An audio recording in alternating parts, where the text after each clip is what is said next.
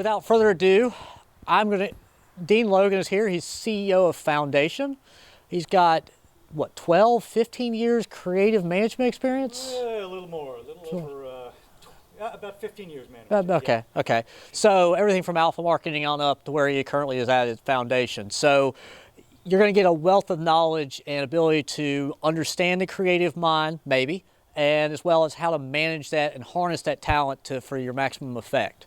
So without further ado, here is Dean Logan.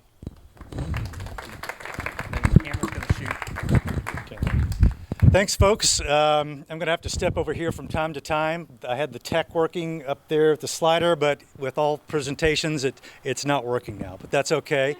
Thank you guys for coming out so very much. I appreciate you on this nice, balmy North Carolina evening. And anyone watching a la Periscope, hi to you too. Thanks for tuning in. We appreciate it. So, yeah, I have managed and hired and worked with creative professionals for about 15 years. I've been in the business for close to 25 years. I'm dating myself a bit there. So I feel like I can talk pretty well about the creative individual and the business to you all tonight. What this is not going to be is strictly me talking as a creative to another creative, because I know some of you probably are not working creative. So show of hands, how many of you would call yourselves working creatives? You're a writer or a developer or something. Okay, how many of you all manage a team of creatives? Okay, how many would say that you're not a creative, but you're just here because you're curious? Okay, wow, good mix of people here tonight. Another thing this isn't going to be is a primer on millennials. There's enough out there about millennials. Yes, there are creative millennials, but there are creatives of all ages. So this isn't about that. And I'm going to try to make this not specifically a serious management talk either. This is going to be from my experience of working with individuals over the years, the good and the bad and the ugly. I'll try to share a few stories, some anecdotes for you. And with that, we'll just jump in. Our hashtag tonight, hashtag TMC tonight, right? So for our talk, creatives, as I mentioned earlier, how I'm going to define this, these are individuals who earn a paycheck by making stuff. You're designing stuff, you're art directing stuff, you're copywriting stuff, and you're earning a paycheck from it. That's very different than if you do it as a hobby or if you like doing it for friends and things like that, or a photographer for that matter. So for the purpose of the talk, that's going to be the definition. So is it really that hard to manage creative people? You know, a lot has been written about it, and the trials and tribulations, the creative team, and the creatives are giving us trouble and all that. Is it really that tough? And the answer is, no, it's not. But organizations can make it that way. One of the ways I see a lot of organizations do that is that they have someone managing a creative team, but they don't have a creative background. Now, I think we've all had this boss at one time or another. Right, yeah. And there's nothing more frustrating than having a boss that doesn't get you on some level, who doesn't understand what it was like or what it's like in your day today. So unless you've worked as a creative, it's kind of hard to relate to a creative. It just is. And keep in mind, not everything I'm going to say tonight is correct. Half of what I say may be wrong, because every manager is different, every creative team is different, every culture, in-house team, agency is different. So what worked for me in one way may not work for you. So that's my little disclaimer there. But it does help to know creatives on that level. And it's no coincidence that some of the most successful agencies of the past 20 years all have had creatives at their helms. These are just some of them. So with that, some insights into creatives, and I'm sorry I keep using that like it's like millennials, but I'm going to switch it here in a minute. There is no shortage of stereotypes for what we think of as creatives. Our pop culture, our history, our personal experiences or stories from friends all feed us these ideas of what creatives are supposed to be or what they're like or to work with. Now, like any stereotype, there's grains of truth in all of these. Well, here especially, Dolly, I don't know if this is a true story, but it's a good story. As the story goes, Dolly was having his final student exhibition in front of his classmates and his instructor. He waited for everyone to assemble, and then he picked all his stuff up off the wall, off the floor, and he said, "You're not worthy to judge me," and he walks out. I don't know if that's true or not, but it would go with the stereotype of the, my way or the highway creative. So there's a little bit of that in these stereotypes. So here's what it gets down to. What we do as creatives. And there's the switch, we. So now I'm going to talk about myself sort of in first person. I was a working graphic designer and art director coming up through agency world, a production person at first too. And then senior AD, ACD, and then CD, working with people. What we do is we create stuff for a paycheck. Why we do it is because we have this fanatical need to express ourselves in very different ways than most people. We have to get things out of it. It's in our heart. It's here in our soul. It doesn't come from a place of we want to do this as a profession. We do, but chances are most people, not all, but most people who are working creatives, this started a long, long time ago. This started in grade school, and I was talking to a student earlier, and I said, yeah, I was one of the kids who lived to draw pictures. What kid doesn't? But I never grew out of that phase of it. Now, when I say draw pictures, I'm generalizing because that's my view, but I'm also talking about writers and photographers and things like that. So don't try to get too boxed in by my language. And here's the kicker. This is why. It is almost impossible for us to separate the what from the why. We can't go in and clock in and do our thing, the cartoon with the dog and the fox. We can't go in, "Morning, Fred," and clock out and then leave it all behind. We're too intrinsically connected to that thing that we're producing. So I know everyone's seen this or a version of this. Well, creative people, we work on that side of the brain, but we also have this side of the brain. Truth is, in the world of a creative person, we experience things like this. This is how things look to us. This is how our day-to-day lives, our relationships, all these things that make up who we are. We are absolutely right brain dominant, yes, but that left brain, man, it has a hard time getting out sometimes. It really does. So when we're at the job and we're creating this, most people see this. The client sees this. The account management team sees this. In part, the creative director sees this. Everyone sees, your mom and your dad see this, right? If they can understand what you do.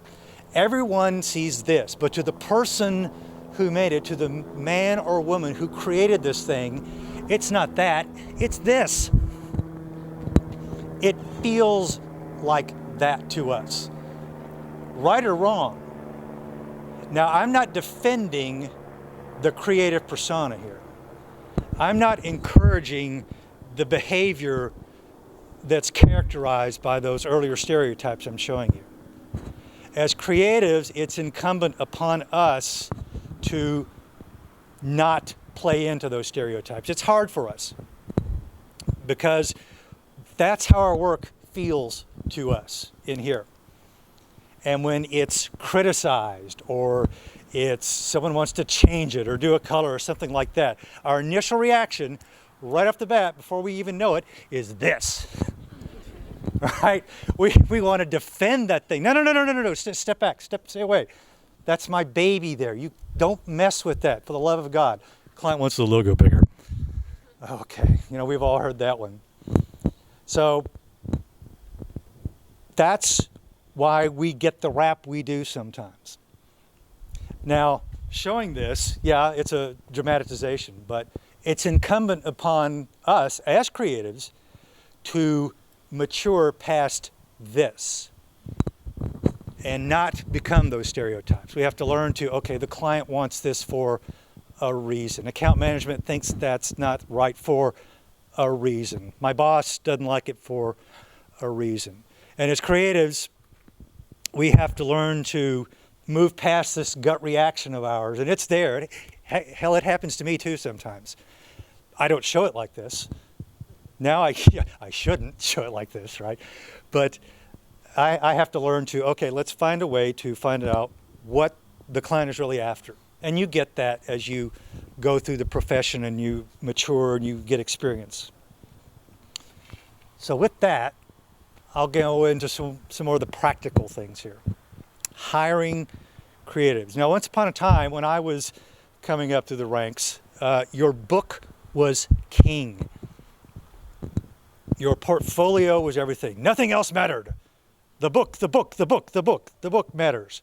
Didn't matter what kind of person you were, any of that. The book mattered. These days, or at least from my perspective, that's not true anymore. For me, I think a successful creative is a good mix of talent, yeah. The book needs to be there, but personality too. Will people want to work with this person? Because chances are most of you are either going to be on or managing a small team of people. Unless you go to a big agency, a Y&R and an Ogilvy like that, your team is going to be less than 10, 12, 8 people, something like that. It's going to be a small group. So what you're really hiring into is not necessarily just a book, but something more important. And that's the culture of the organization that you have. If it's the agency, if it's an in-house team, it is going to inherently grow and create its own culture.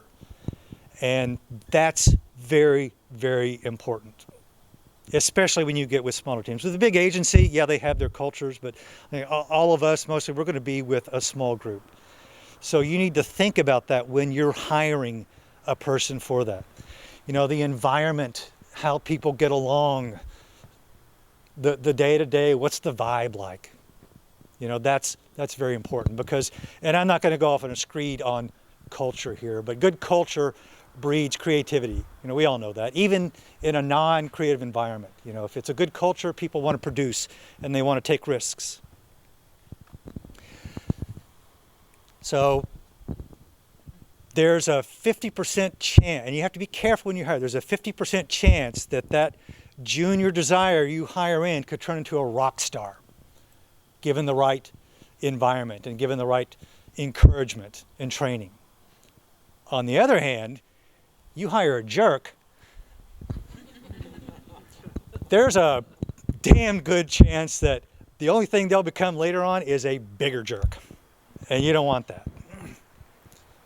For me, when I look at a hire, I'm not in a hiring place right now, but when I was a creative director, I looked for these things. I looked for portfolio first, yeah, talent. And if you're, this deck will be on SlideShare tomorrow morning, so don't feel like you got to write stuff down or any of that stuff. It'll be there. Attitude, and the attitude will come through in their emails that they send you, the way they talk on the phone when you first speak to them. You'll get a sense of what kind of person they are. The interview tells a lot. You'll be able to pick up pretty quick whether someone's a good fit or not. I was at in an interview, a team of us were interviewing a person for a fairly senior position. And this person was in there and presenting. It was myself and two other women, both of which who had blonde hair. So this person, he's talking, so he was talking, and no filter, he goes, yeah, I kind of messed up on that part, but I'm not a dumb blonde. He said that, and didn't even faze him. Of course, I was, okay. Yeah. But the interview is very important too, because the body language, what they wear, and again, I'm not going to go into all that. There's a lot of stuff out there of how to do the interview, but the interview will tell you a lot. It'll tell you if they're going to be a good cultural fit, and then the resume. Frankly, I don't look at the resume too hard, and I know that's sort of anthematic to what you hear and read a lot. And the resume's got to be everything, but in this business, your talent and your attitude are the things that are going to get you hired. And that may just be my bias, because I'm a shitty speller, so I don't look for typos and things like that on resumes, but portfolio and attitude. And when you meet these people and you talk to them and you put all these things together, your gut will tell you if this person is a good fit or not. So at the end of all of this, listen to that spidey sense. I have heard before, something was bugging me, but we hired that person anyway. Something was nagging me about that candidate, but the book was good. The book was really, really good, so we went ahead and hired, and then later, you've got a bad situation on your hands. So, managing. You've got this group of superpowered individuals. You've got your Justice League. I'm a DC guy. I just like DC better than Marvel. How do you corral that team? How do you make things happen? And again, this isn't a managerial primer. These are some things more aimed at the creative people. Well, you need to understand our motivations. What makes us tick? I gave you the big one earlier. That's the big thing that it's just damn near impossible for us to separate our work from our craft, from our heart, because when we do that little thing, it's our heart and soul that's up there. But to go a little deeper, we have these things. We have a need for the expression. We want to be recognized for our talent. We do. We want someone to look at something and look at some of our work and go, man, that is cool. Did you do that? That's great. We like that. We need that as a species of sorts. And we have a desire to be unique. We don't like fitting in, and we find our own ways to do that. And it goes back, again, to Mom putting the picture you drew at school that day up on the fridge with a SpongeBob magnet. Man, we love that. That's just kind of how we're wired. And it does make us a little challenging to work with sometimes. We can be bits and pieces of those stereotypes that you saw. We can be moody. We can be a little insecure. We're kind of an insecure bunch by nature. Because of those things, we want our stuff to be seen, and we want people to like the thing that we create that comes from our hearts. Oddly enough, one of the things that isn't a big motivator for us, really, is money. Now, yes, everyone wants a good paying job. Everyone wants to be well compensated for what they do. Sherry, out! How dare you! Yeah. Right. You don't care about money? But if you ask a creative, would you rather have a really well-paying gig where you're doing crappy soul-sucking work, or maybe a job that's paying maybe even less than standard, but you love the work and it's making your book shine? 10 times out of 10, that creative will take this one. They will take a pass on the money, and they will go for where the work is, and that's the good work, the work that makes them feel like they're making a difference or it means something to them. And that's just how we're wired. So, some tips on managing creatives, managing people like me and like some of you out there. First and foremost, give feedback. Gosh, we want to know. We have to know. We thrive on this. When we don't get feedback, we get weird and we get moody. If our stuff's bad, we want to hear it. We want to hear it in a good way. But we want feedback. If you're managing us, we want to know that the client likes something, or wow, that's really good, or we need to tweak here. Find one good thing. Michael Winslow, who's a Hall of Famer creative here in the Triangle, I was lucky enough to work for him, and he's one of my mentors. This was his point that he gave me. He said, find one good thing when you're reviewing work, which is to say, one of your people comes to you with a logo. Here's an idea for a logo, and it's like really bad, and this will happen sometimes. Find something. Is it a color? You know, that color's pretty good. I like what you did with the color there. We might need to think the fonts and the words and the placement and the balance and the white space, but I love the color that you had. Let's find that one good thing, because that helps us a lot. Give context for next steps.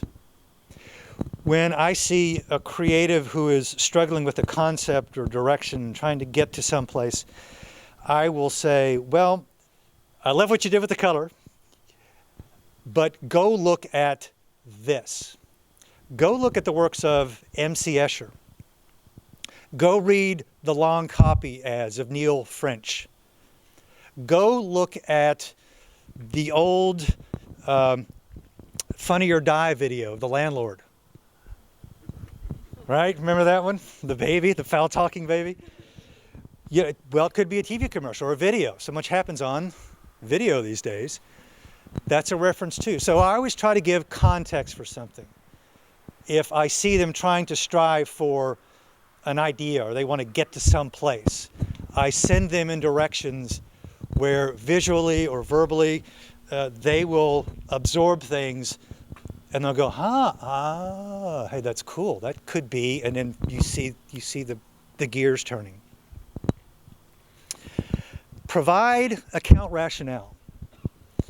Now, this is a way of saying, okay, the client really doesn't like blue because the last marketing manager they had used a lot of blue.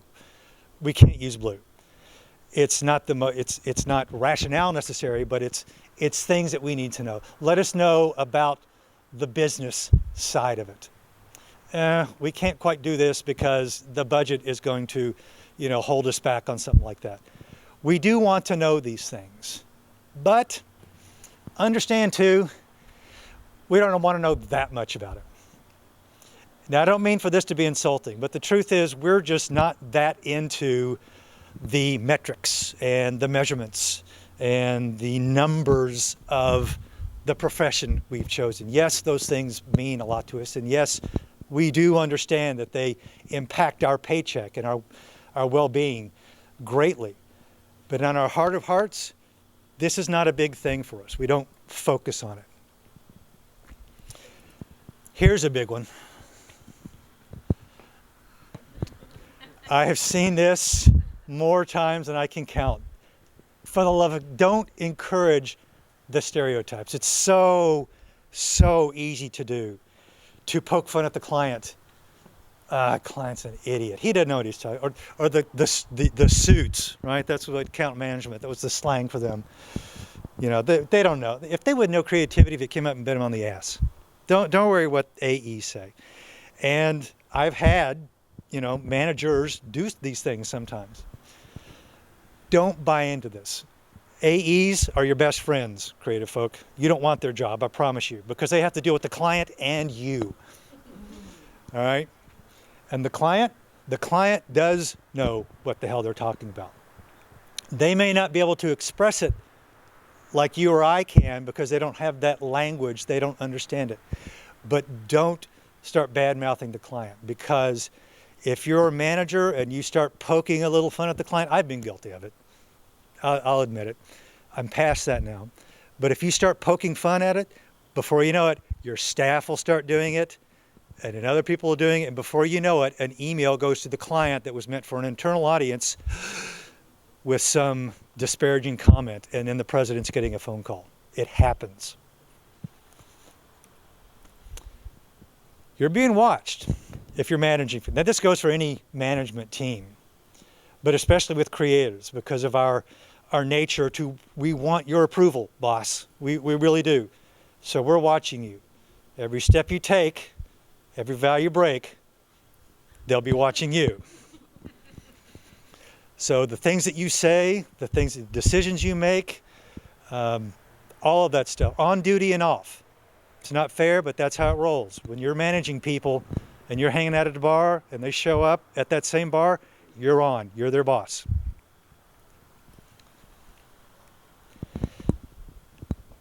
Be really careful handing out titles. If you promote a person to a role or a title that they're not ready for, it can have a lot of bad consequences. In the short term, it's good. Maybe you gave this person a new title because you couldn't afford to give them a really good raise. So you bump them from here to here. That's good. The person feels great about themselves, and they tell their friends and their parents, man, I just got this new title, it's awesome. And new business card and all that kind of stuff. But unless this person is ready for that title, it can hurt their career in a number of ways. First, if they decide to go to another place and they've got this new title, chances are they won't have the portfolio to back it up. Now they're out of whack with the rest of the industry. Now they're going to be looking at roles and hiring people, creative directors or hiring managers are going to be looking at that person going, what the hell is his title like that for? He didn't have the book for that. Why does she have that title? She's only been in this business, 6 years. So be very careful when you hand out titles. If someone's earned it and they're ready for it and they can take on the responsibility of it, absolutely, give it to them. But don't do it as a patch because you couldn't give them something else or they've been around for a very, very long time. Tenure is no excuse to give someone new rank because they may not be right for that role. They may not be ready for it. Resolve disputes. When you've got a tight-knit bunch of slightly insecure, very eclectic personalities together and things start going sour, they can go sour fast, really fast. So when you get wind of a little skirmish or something like that, knock it out. Take care of it then. Do it that day. Don't wait for it to blow over. Don't think it'll solve itself. It might, but don't wait around for it. It'll be better if you just address it then and there. Yeah. Can I get an amen? Yes. Some organizations suffer from this. They want to have meeting after meeting after meeting, and as creatives, we'll phone it in some of those meetings. When the meetings get to be too much, I've seen creatives that are doodling, while someone's talking about whatever it is. And this goes for any organization. If you can. What's the rule? Instead of having a half-hour meeting, have a 10-minute stand-up, something like that. Try to have less meetings because we want to meet, we want to communicate, but what we really want to do is the work. Don't cherry-pick the projects. If you're creative and you're managing other creatives, don't take that plum thing and take it for yourself. Give your people chances to shine. Your job, if you're managing creatives, is to let them do their best work and let them take the spotlight. I was a new art director at an advertising agency in Louisville, Kentucky. It was called Creative Alliance. and I had badgered the creative director to give me a job. I was at a design firm on the other side of town. I said, please, please. For a year, I sent him stuff and ads and things like. Finally, he hires me. I'm like, oh Christ, this is great. He gives me my first assignment. It's a print campaign for the Kentucky Department of Tourism. 4-color, money. It was a consumer campaign, so they had to do, some nice work for it. I was like, this is it. This is going to be so awesome. So I do the work, a couple of days. I get my thing. Day of the presentation, I come up and say, hey, David, man, check this out. And I show it to him. He looks at it. Dean, I can't show the client this. It was awful. It was a terrible, terrible looking campaign. I thought it was great. It was my first campaign, but it was awful. And I'd spent hours, days doing this. He said, I'll explain this to you later. I got to go to my office. He goes to his office. He shuts the door. He locks it. Less than 2 hours later, he comes out. He says, I want to show you this real quick because we got to have this mounted off to the client. He had this gorgeous campaign. He'd written it. He had concepted it. He had written it. And he had laid it out like 3 ads all in the span of 2 hours, like that.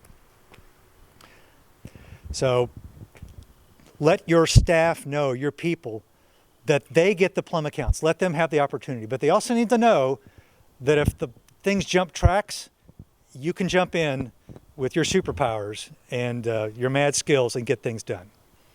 They need your respect. They deserve your respect if you know what you're doing. So now, I debated whether to put this in here, but I think it's a very real part of the business too, of any business, an unfortunate one. And at some point, you will need to let someone go. The adage of slow to hire, quick to fire, that's pretty much it. And you'll know when it's time for someone that needs to move on. They're unhappy, usually where they are at your place. And that's because with these personalities, time in a creative department or creative culture, it's like dog years. Things happen a lot faster. People are much more sensitive. They've got thinner skin, frankly. And things are exaggerated. When you have to do this, it's tough. You will really need to be sure this is what you want to do. And that's because performance in this industry is very hard to quantify. You're in sales, you don't hit your numbers, you're gone. With most other professions, it's like that. If you're a lawyer, don't hit your billable hours, you're gone. But creativity, that's the problem. There's no metric for creativity. That campaign won a ton of awards. Yes, but the client hated it. The client loved that campaign. Yes, but it was one of the worst we've ever produced. There's no right or wrong here, but it's just very, very tough to quantify this. But with those people, you'll have different personalities. Prima donna, I'll give them a second chance or a third chance. Talk to them, say, look, you need to grow up a little bit. You're very skilled, you're very talented, but we also need to make that work with the other people around you. And not like they orbit around you, but you have to work with them in the same space. On the other hand, you know this person too. You'll see it. And you will need to show this person the door. If you've spoken to them and they can't come around, because the culture, these personalities, because of the way we're wired, our sensitivity to things, our need to express ourselves, and our desire for good feedback, and we want people to love our stuff. These things are magnified hugely with this personality type. So, in managing your job, it's like parenting. You want to put yourself out of a job. You want to make your people so good that you can't afford them anymore. Ideally, you want your star designer someday to come to you and say, you know what, I've gotten this incredible offer from XYZ hot design firm downtown. I've got to take it. The work's going to be better. yes, the money's going to be more, but it's such a jump for me. And that's going to happen. But if you've nurtured them and made them as good as they can possibly be, this is an inevitability, especially in this business. It's very transient. People move around a lot, and that's natural. But make them as good as they can be, have them move on, be proud of them like you would sending a kid off to college, and they will remember you, and they will speak well of you, and that's all. That's all I got. So, thanks. Yes, then we can do a QA, yes. Yeah, so you ever leave the door open for them to come back? If it's transient, you know that. It's part of your strategy to leave the door cracked, not closed. Yes. It depends. Every situation is different. It's no different than any other business. If someone is left on good terms and they go over there and it turns out the grass isn't greener and they come back, yeah, absolutely. Yeah. So I'm a student graduating this May, and I've looked at a couple of agencies to apply to. What is the most effective thing from your viewpoint that I could do to make myself stand out from all the other applicants that will be applying? Wow, that's a good one. There's a lot of different things you can do. I would say networking, but that's tough to do, to find those agency people who are actually making the decisions. I'll tell you what I did. Back when I was at a design firm, and I liked the work. It was good. It was a great place to work, good company, but I wanted to do that, and that was advertising. And back when the dinosaurs roamed, you were either a graphic designer or you were an art director in advertising. The two did not cross. These days, it's not even the titles are different, but the roles are largely the same in organizations. But then you were one or the other. So I was a graphic designer. So I started doing promotional stuff for me. 10 reasons to hire Dean Logan, and there were pictures with it and stuff like that. And every few weeks, like every 6 weeks, I sent him another piece, a new piece. I'd dream it up, I would write it, I would design it, I would print it out, mount it, whatever the hell it would be, and I would send it to him. And finally, after a year, he said, "You know what? We got an opening. You're in." Having a good online portfolio is key. That's table stakes. Now you have to have that. Whether that's a Behance or something you build on Wix or Squarespace yourself, you have to do that. Having a perspective, I guess, would be interesting. And by perspective, I don't mean the the mission statement that people used to put on their resumes. Goal to find a job that lets me use my marketing skills and things like that. Those all sound the same. But I have seen some where they're just a little different. There's a little twist, and you really feel their personality come out in how they present themselves. One creative I can think of, his whole website and resume was done in a style of retro graphics. Okay, vintage. It was 50s style, and his website looked like a bowling alley from 1950, if you can picture that. But he had photography and the graphics. Every little detail of his website fed into this passion of his for vintage/retro graphics from the 50s. It got him the job. It got him noticed from other candidates, and it got him the job. So hope that helps. Yeah. Internships. Oh, geez, yeah. Any student that has not done an internship, period. That's excellent. Yeah. What about getting your first internship, though? Because there's a lot of students that are trying to get foot in the door, and all they see is, I need 2 or 3 years experience to get an internship. I mean, you two run agencies. So I'll take an intern without experience. Okay. But Yeah. I won't hire somebody full-time without an internship straight out of college. Yeah, that's a great point. Internships, paid or otherwise. Somebody create an internship and get somebody to agree to it. It might not be one for credit, but I'm sorry, I have my headphones on. some internships are for credit, and they're through the school. Right. But other people can just create some and go get the experience and then not get paid for it.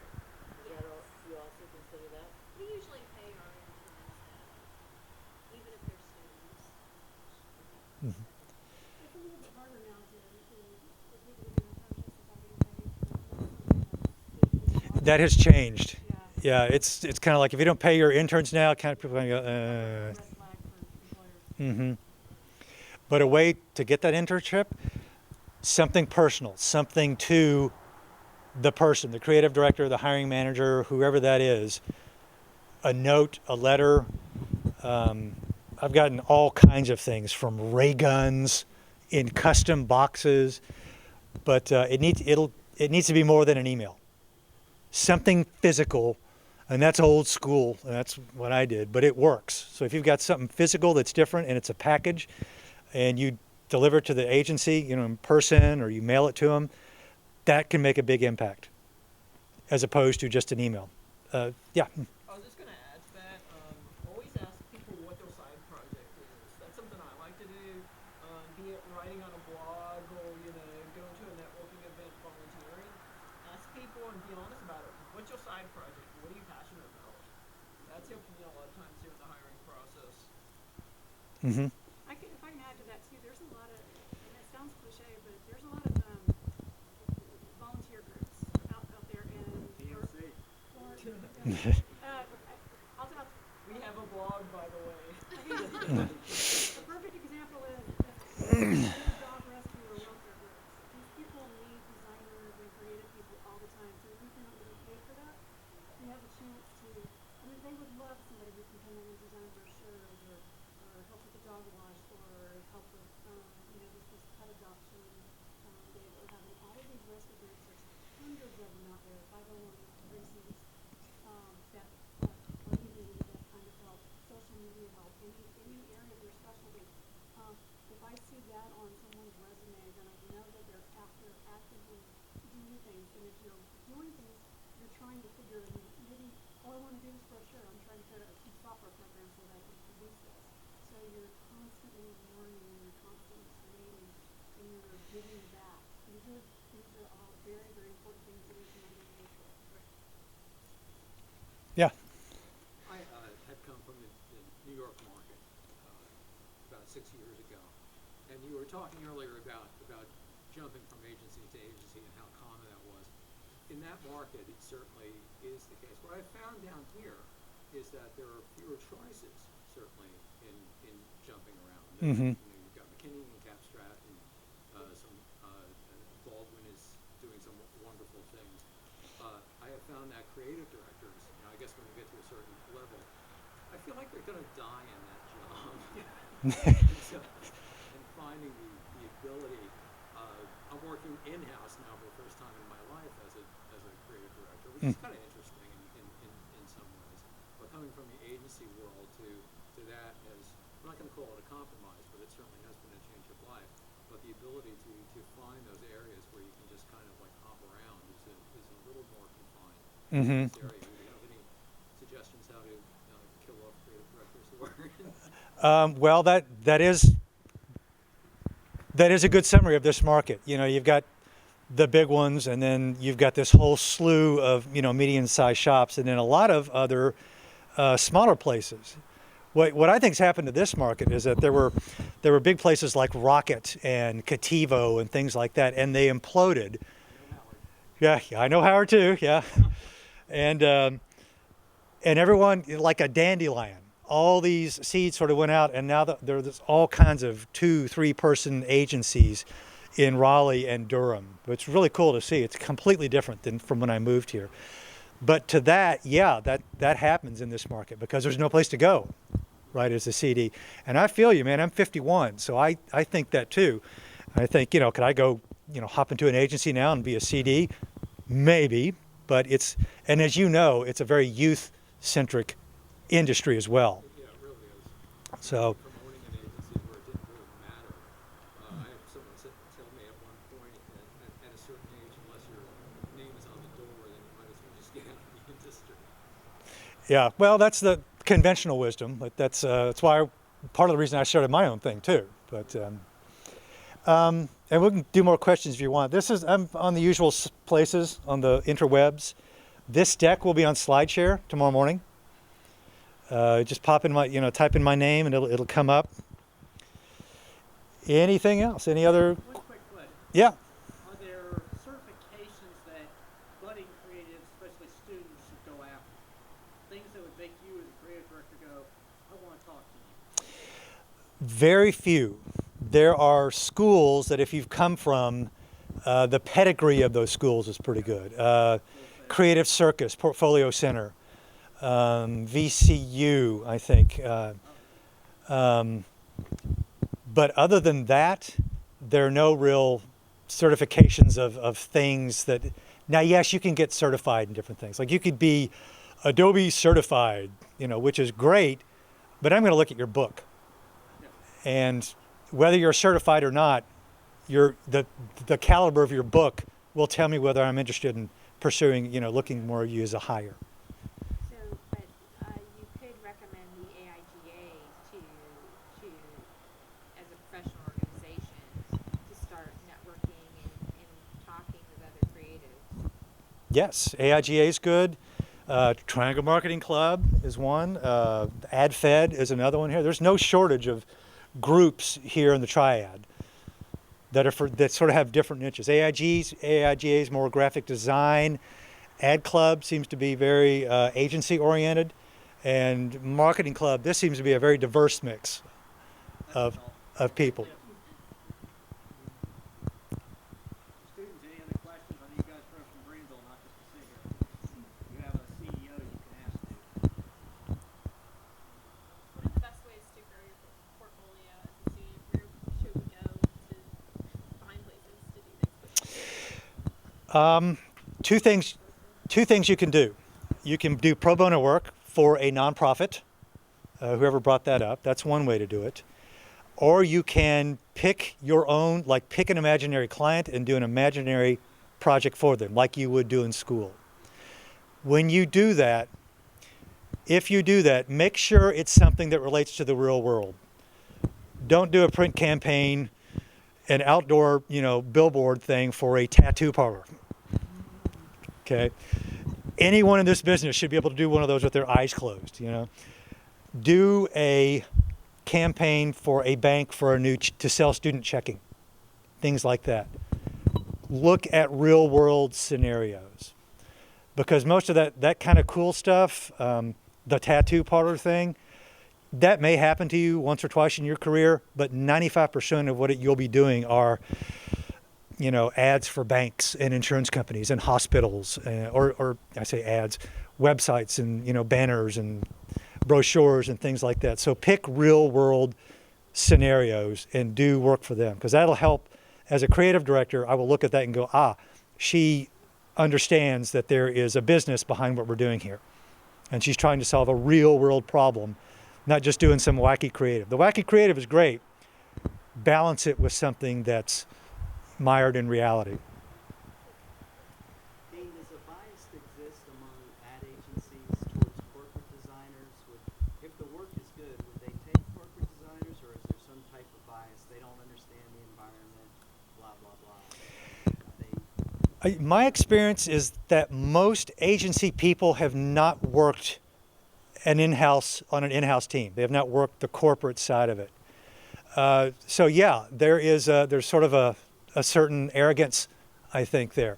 Undeservedly, because it's just as hard to do good work in a corporate environment, if not harder, than it is in an agency. But I would say yes, there is a bias there. How do these things get onto your desk other than from one of us? Which things? The book, the portfolio, the interested party. Oh, how it's happened before is I will get something in the mail. The snail mail still works because you can mail cool stuff. And it's a nice letter and it's a resume, but what it's really directing me to is something maybe online. And if the piece that I get is well thought out and well executed, it's got to be well executed too, I'm going to go look at that person's site. So you open your own mail? I do. Yeah, I always did. I always did as a creative director. No one opened my mail. And so when some cool looking thing would come in, I would go, oh, this looks cool. Open it up. Oh, okay. and I'd stop what I was doing and I'd go check out the site. Now, would I pick up the phone and say, come work for me right away? No, but that person, if I like what I saw, they went on the short list, the really short list.